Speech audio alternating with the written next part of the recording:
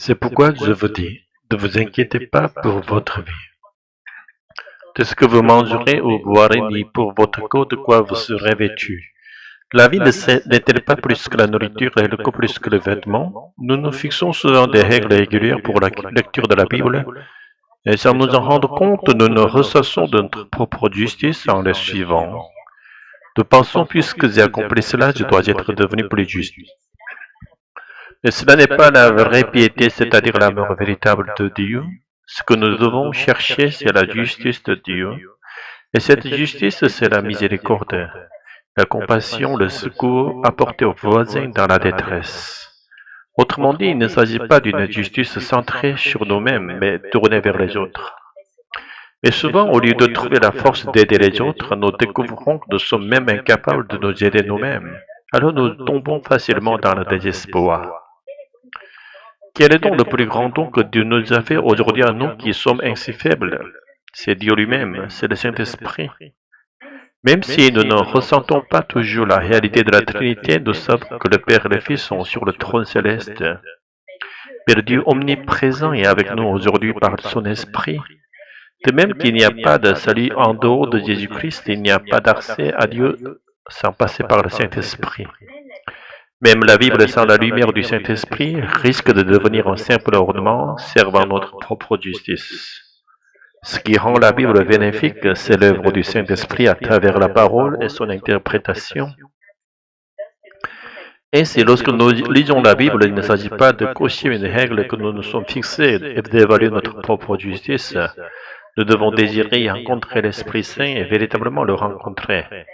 C'est alors seulement que nous pourrons faire l'expérience de la justice de Dieu. Évidemment, rencontrer le Saint-Esprit n'est jamais le fruit de notre propre effort, mais de la pure grâce divine.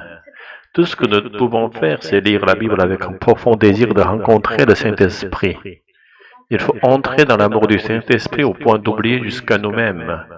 C'est un moment où nous sommes libérés de la recherche et de l'attachement à notre propre justice. Dans Matthieu 6, Jésus enseigne sur l'aumône, le jeûne, la prière exaucée, mais il affirme que si ces actes sont accomplis pour rechercher notre propre justice, ils ne porteront aucun fruit. Ainsi, lorsqu'on fait l'aumône, il faut l'accomplir dans l'oubli de soi, jusqu'à ce que notre main gauche ignore ce que fait la droite. Et lorsqu'on prie, il ne faut pas le faire devant les hommes pour afficher sa piété. Et dans la chambre, c'est secrète en se concentrant uniquement sur la justice de Dieu. Toutes ces prescriptions enseignent une seule chose, ne cherchez pas votre propre justice, mais celle de Dieu. Cela signifie que faire l'aumône n'est pas un acte qui vient de nous, mais une grâce de Dieu qui coule à travers nous.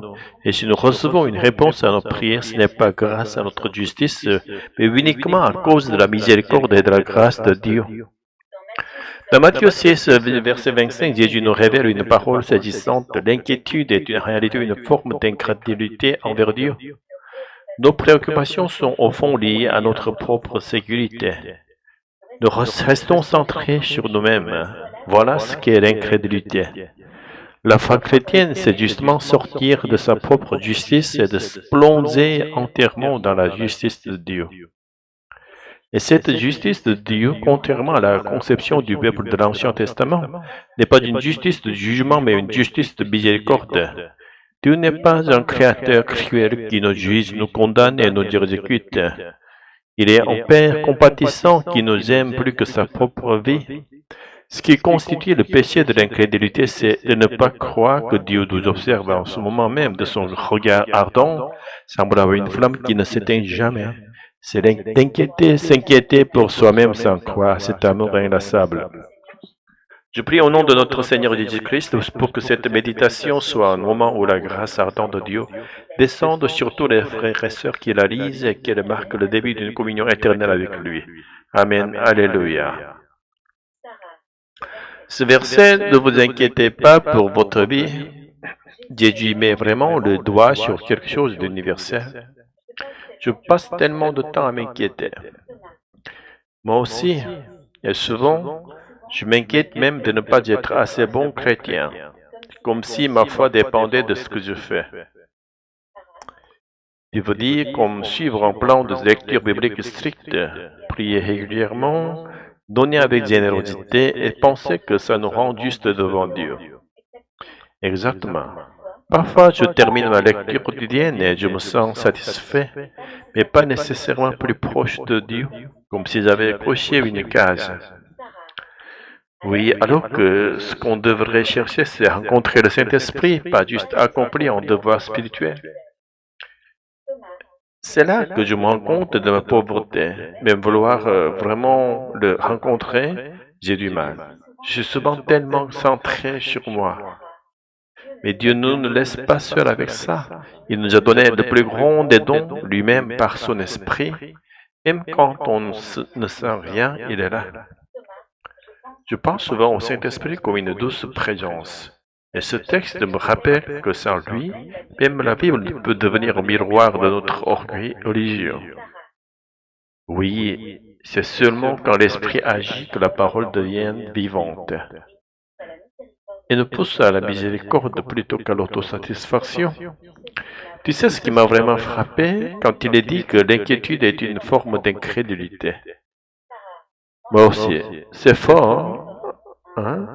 Quand on s'inquiète, en fait, on doute que Dieu soit là, qu'il veille, qu'il aime vraiment.